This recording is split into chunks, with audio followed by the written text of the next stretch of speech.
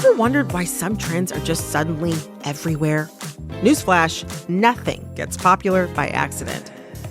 I'm Brittany Luce, and on the It's Been a Minute podcast, I take the things you and I are both obsessing over and show you the invisible forces behind the scenes that make us love it or hate it. Be smarter about what you're consuming. Listen to the It's Been a Minute podcast today. So I want to start in March of 1776 in what was about to become the United States. What was going on in this part of the world? So March 1776, we're in a lead-up period to the Declaration of Independence. This is Cassandra Good. She's a historian at Marymount University, where she studies women in early America. Of course, in March, people don't know that that's going to happen, but this is pretty soon after Thomas Paine's Common Sense, which was runaway bestseller and really made the argument for independence, especially making an argument against the king, and was enormously influential. Even though the official war hadn't really started until after the Declaration, there had already been military battles. The British were occupying Boston at this point until they evacuated from Boston in mid-March. So it is not a full-out war yet. It is not an independent country yet, but things are moving in that brewing. direction. Yes. So I'm curious if we can zoom in then on a particular family at this moment in time, and that's the Adams family, Abigail Adams and John Adams. What was happening in their household at the time? So John and Abigail Adams have been married for a little over 10 years in 1776, and they have young children at this point, and John is in Philadelphia with the Continental Congress. Abigail is back home taking care of the family and the household, which was pretty much going to be their home situation for a lot of their marriage. So it was at this time that Abigail Adams wrote a letter that gets quoted quite frequently now. When was this letter written? And can you read from it, the passage in question?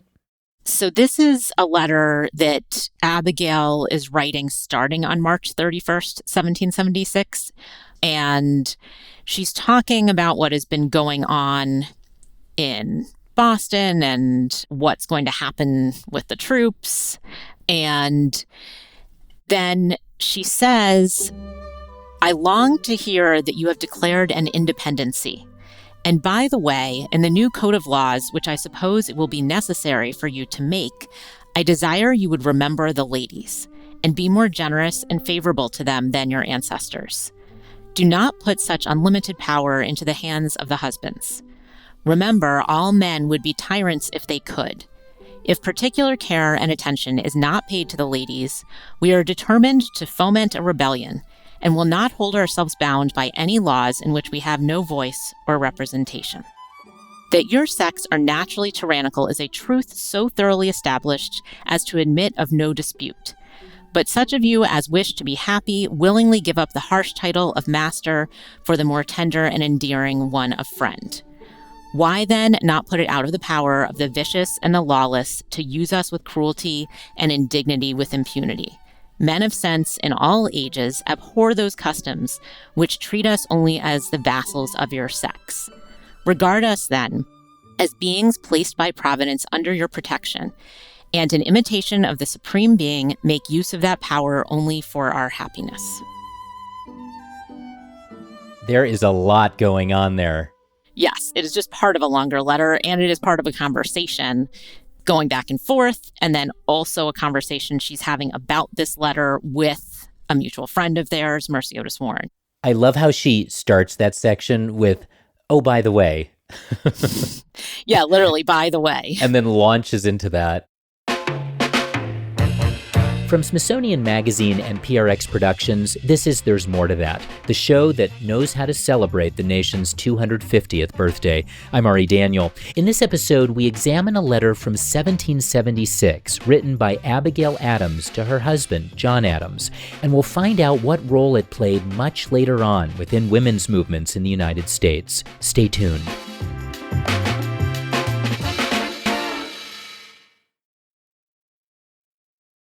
I'm wondering, Cassandra, What's the popular interpretation of what that passage means? The really famous part of this is just this phrase, remember the ladies. Right. And I think that when the public hears that or sees that Abigail Adams is saying this in 1776, they assume she's saying, remember women and give us a vote. Because I think that's sort of the central sort of feminist demand in American history is that women should have the right to vote. The suffrage movement is so famous.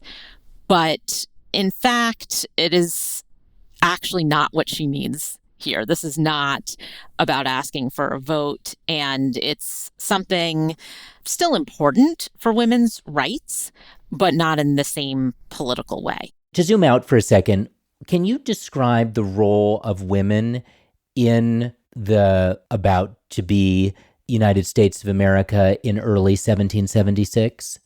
The late 18th century is a period of transition in standards about marriage and about women's roles in both the colonies and in Britain. And this is actually a period where we get something called companionate marriage. The idea is that rather than just an economic relationship, which is essentially what marriage had been primarily, where the choice of spouse was about economics, not about being in love. Companionate marriage Dowry. suggests, yes, dowry, and basically the exchange of women from the father to the husband. And it literally happens in a marriage ceremony still, right? That we have that holdover of the woman's father hands the bride to the husband. That was the property transfer. And we get to this period in the late 18th century where they're starting to think about romantic love. I think we assume that romantic love is a human universal, but in fact, this is a cultural set of expectations around love and around our feelings. And so marriage was not supposed to be based on romantic love. The novel is a new form, and you get these courtship novels, and you get women having to make decisions about the man they're going to marry based on love. And so that is new in this period. So when we're looking at the marriage between Abigail and John Adams, they're sort of on the cusp of this. And the idea in companionate marriage is that the spouses would be friends.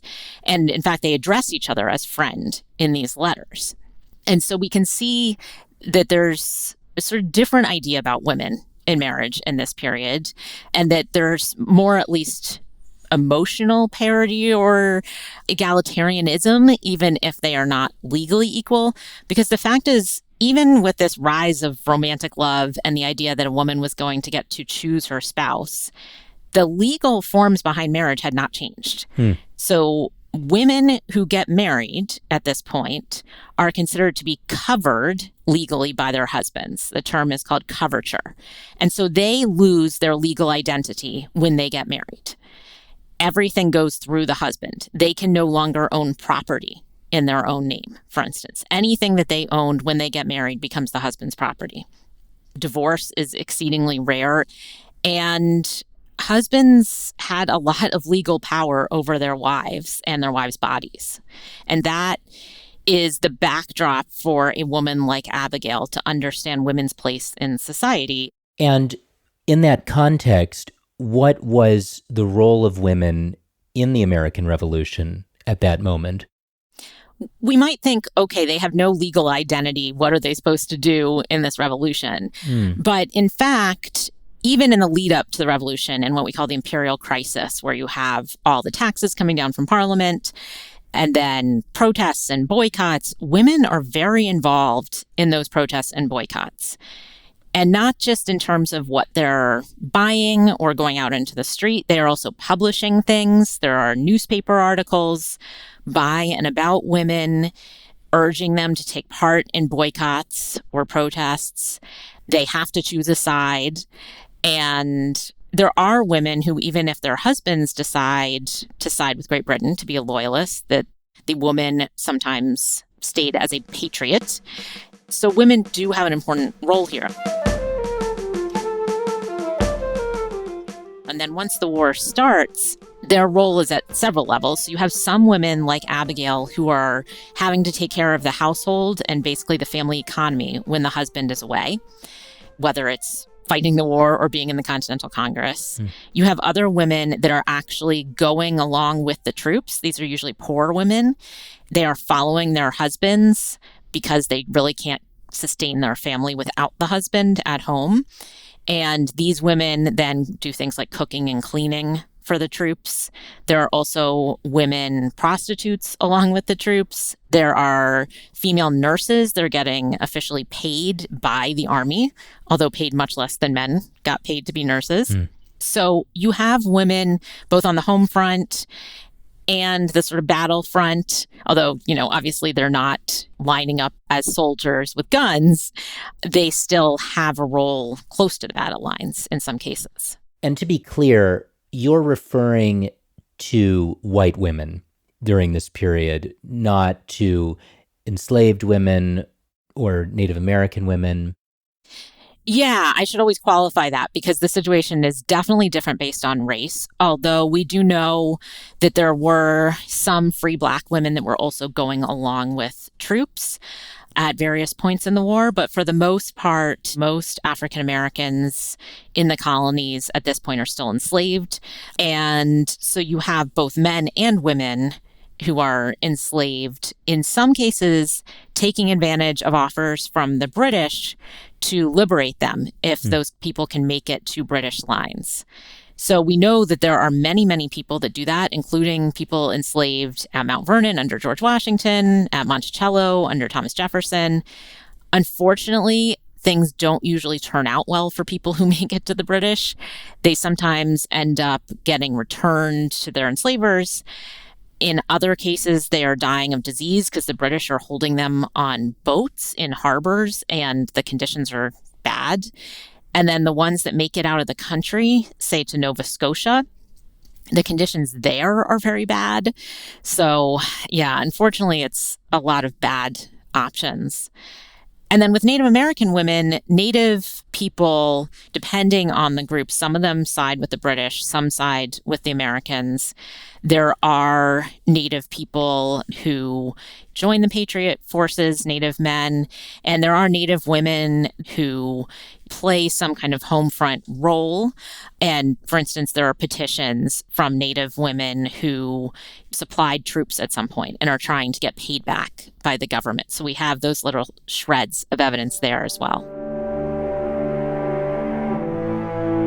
And what was Abigail Adams up to at this point? Abigail is running the Adams household while John Adams is away, and she's doing that for a very long time, to the point that if you look at the correspondence over the years between them and the family economic records, she seems to be very good and possibly better than John Adams at running a household. And she's also entrepreneurial. So during the war, there's a shortage of sewing needles, and she manages to buy them in bulk and then sell them for a profit. So she is a savvy businesswoman in a way. Can you describe who Abigail Adams was as a person? What was she like? Abigail Adams, I think, would have been a fun person to get to know in the 18th century. Just the sense from her letters you get is that she is witty and can be sarcastic, has a sense of humor. She is pretty well read. She does not have a formal education, but she grew up reading a lot and clearly keeps up with literature throughout the rest of her life. She also seems to have very good political instincts. In fact, when John Adams is president, there are people that think she probably has better political instincts than he does. And you get the sense, too, from her correspondence, not just with John Adams, but with other men that she was friends with, like Thomas Jefferson, that she really could be anybody's intellectual match. She seems to have been really outspoken, independent. Well, I guess the question here is whether we mean outspoken privately or publicly, because she's not publicly going out and talking about women's rights or ideas like she expresses in her private correspondence. And in fact, that would have been very radical for a woman to have done at that point. So how then did she fit into the political scene? If we look at the role that elite white women are playing in this time period during the American Revolution in the colonies. She is probably a little more on the knowledgeable and engaged side, in part just because of what her husband is doing and the amount of information she's getting from him.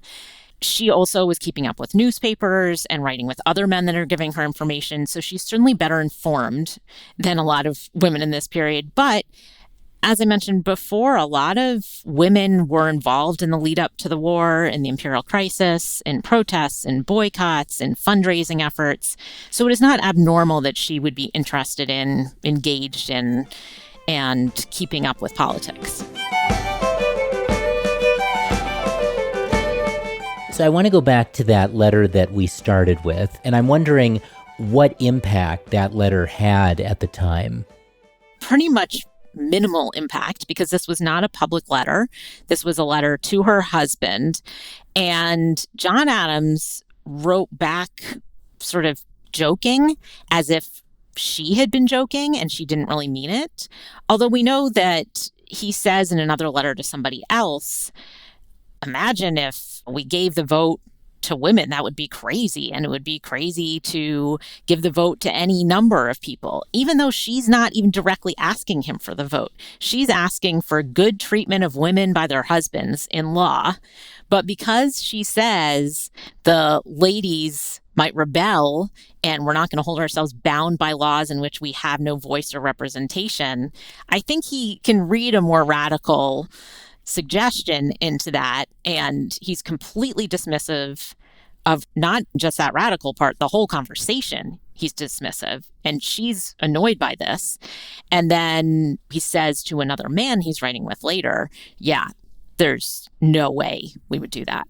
Can you tell me then, Cassandra, what your interpretation is, what historians tend to understand this letter to be speaking about, and how it differs from perhaps a more popular reading of it? I think initially historians who saw this letter, which the Adams correspondence started to be published long after she had died. So just in terms of impact of the letter, it's not that anybody at the time knew she had said this beyond anybody that she told. But when historians looked at this letter, especially male historians who didn't necessarily know as much about gender, they just read this as, oh, she's kidding. This whole thing is a joke. But then when we started to see more women trained in women's history reading this in the context of what they knew about women's roles and more of what the conversation was at the time, I'd say for the past 25 years or so, most historians have looked at this letter and said, yes, she is talking about rights within marriage. Her specific ask here, and remember the ladies, is protect women's rights legally within marriages so that they cannot be abused by their husbands. That's the direct ask. Meaning make sure they are able to retain some access to property, or what exactly? I don't think she's specifically asking for property rights. There will be a campaign later on for married women's property rights starting in the 1830s and 40s, but that's obviously a long time after this. This is more just the fact is that husbands could physically or sexually abuse wives Yes. with, as she says, impunity, pretty much. They had a legal right to. Right. And so it's more just protecting their bodily safety and protecting them from being abused. How did John Adams treat Abigail as her husband? I think they had a pretty good marriage from what we can tell from these letters. I mean, we're lucky that they were separated as much as they were, because that's why we have so many letters. And also that they did not have these letters destroyed, as many other married couples did. George and Martha Washington, we have 2 or 3 letters that survive. That's it, really? That's all we have to go on. And in fact, we know that Martha Washington on her deathbed asked that all of her correspondence with George Washington be burned. Whoa. And it was probably her granddaughter, Nellie, who burned all that correspondence. There were a couple letters found in the back of a desk drawer years later. But otherwise, the only Martha Washington letters we have surviving are letters to other people, not to her husband. Why did she ask for them to be burned? that was pretty normal at the time. I mean, Thomas Jefferson, we also have no correspondence between him and his wife. That was also presumably destroyed. James Monroe and his wife Elizabeth, no correspondence. And in fact, no letters from her to other people either, pretty much. So it was pretty common for people, especially who had lived in the public eye and knew that people were going to be interested in them. Right. They didn't necessarily want a record surviving of their most intimate relationships. So why are Abigail Adams' letters an exception? How did they survive? Clearly, this family saved many more letters than most families did. There are just reams of letters from the entire Adams family. And they also had a continuous family line of descendants that could preserve these things. But it would seem that Abigail and John Adams did not have a desire to have these letters destroyed, or they probably would have been. Why do you think this interpretation of the letter being about women's suffrage has emerged? I think there's two things there. One is that when we think about women's history and politics in America, overwhelmingly, we're thinking about voting and voting rights. And we assume that that is the way to access political power. And often we also assume that before women could vote, they just didn't have political power. And that's not true. In fact, women had varying levels of political power long before they got the vote in 1920. But women aren't even starting to fight for the vote until 1848. This is not something even that we see in private correspondence, women saying all women should get the right to vote, because this isn't a time, the early American setting and the British setting, these are not settings where everybody can vote. White men with property can vote. And so there are plenty of people that can't vote.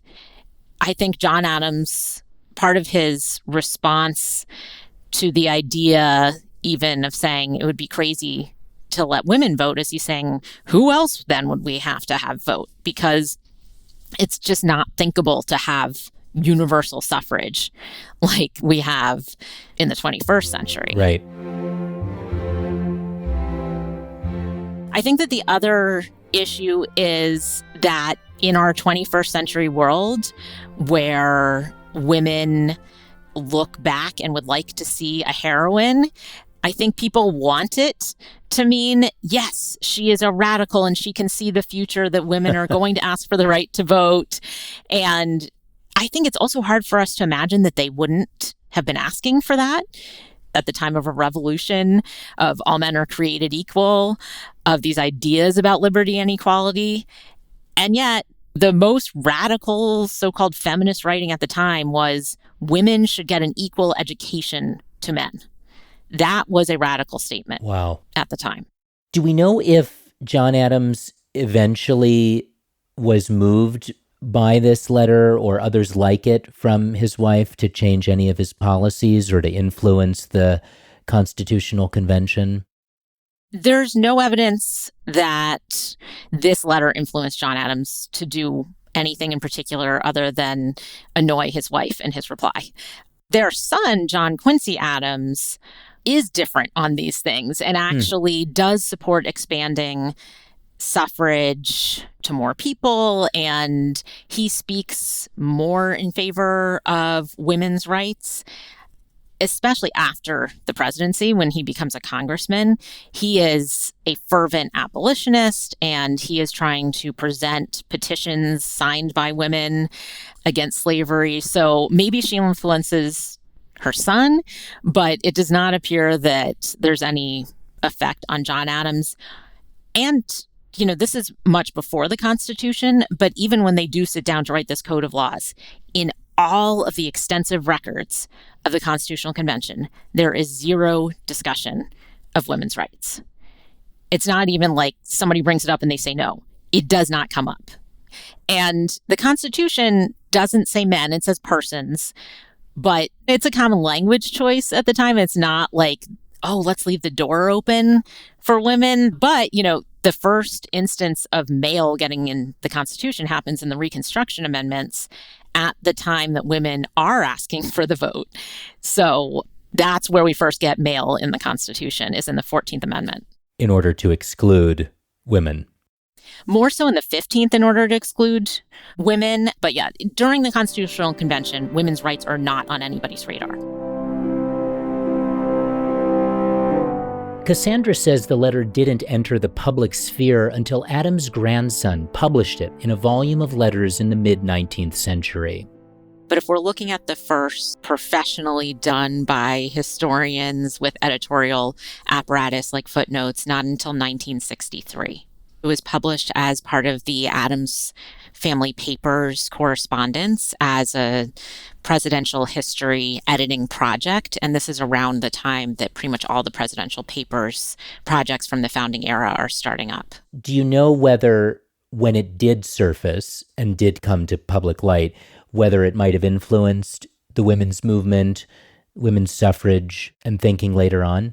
So interestingly, there hasn't really been scholarship on this before, I think in part because gender historians who have looked at this letter didn't see it as a suffrage thing. But I went back through early texts and was able to discover that not that long after it was published by her grandson in 1875, there's a history of women's suffrage, which is a multi-volume edition that's a history of the movement up to that point that is published in the 1880s. And this is from the very first generation of suffrage advocates, most notably Elizabeth Cady Stanton and Susan B. Anthony. And they do talk about historical examples of women asking for various rights, particularly in England and then also in America. And actually, they have an extended quote from this letter in that volume. And after the quote, they say, again and again did Mrs. Adams urge the establishment of an independency and the limitation of man's power over woman, declaring all arbitrary power dangerous and tending to revolution. So they see this quote and they understand that she is asking about treatment of women by their husbands. They get that that's what this is about. And then they go on to talk about how she also advocated for women's education. Certainly, the women's rights movement in the 19th century was about more than voting, and in the 20th century as well. So in fact, people like Stanton and Anthony would have been advocating also for women's rights as wives. And so it's not so surprising, given that that was a big part of their advocacy, that they understood that that's what she was talking about.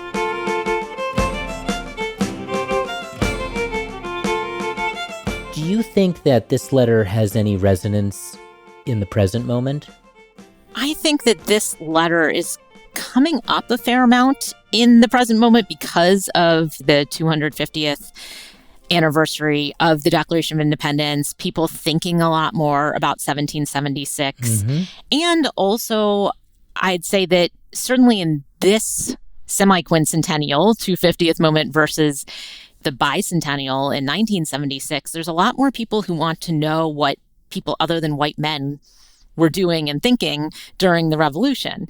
And so I think if we're looking for an emblem of what somebody who's not a white man was doing at this time, this is a pretty catchy phrase, remember the ladies.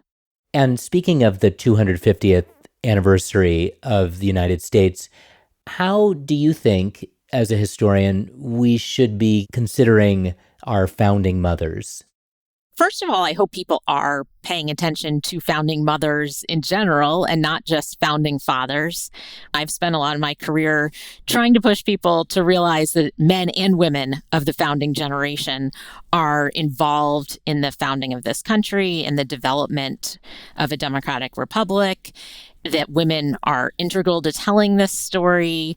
So I do hope that people realize that this is a story that involves a lot of different people, including women. And I think this is a good moment for people to look back at the ideals of the founding generation, to look back at the actual language of the Declaration of Independence, because that has been the guide star for a few centuries of movements for rights in this country, not just in this country, in other countries too. These ideals from the revolution have been enormously meaningful to people around the world, and we should be proud of that. Cassandra, thank you so much for bringing this moment in America's history to life for us, and in particular for sketching out Abigail Adams in such detail. I really appreciate it. Thanks for the conversation. To read more about Abigail Adams and her letter, Remember the Ladies, you can visit the link in our show notes. On the next episode of There's More to That, we'll travel to high elevations in the Pacific Northwest and zoom our lens in on the Cascade red fox. We'll talk to a conservationist and a photojournalist about what's threatening this subspecies and what they're doing about it. If you like this show, please consider leaving us a rating and review on Apple Podcasts, Spotify, the iHeartRadio app, or wherever you get your podcasts. It helps new listeners find the show, and we'd be grateful. There's More to That is a production of Smithsonian Magazine and PRX Productions. From the magazine, our team is me, Debra Rosenberg, and Brian Wolly. From PRX, our team is Ali Budner, Cleo Levin, Genevieve Sponsler, Sandra Lopez-Monsalve, and Edwin Ochoa. The executive producer of PRX Productions is Jocelyn Gonzales. Our episode artwork is by Emily Lankiewicz, fact-checking by Stephanie Abramson. I'm Ari Daniel. Thanks for listening.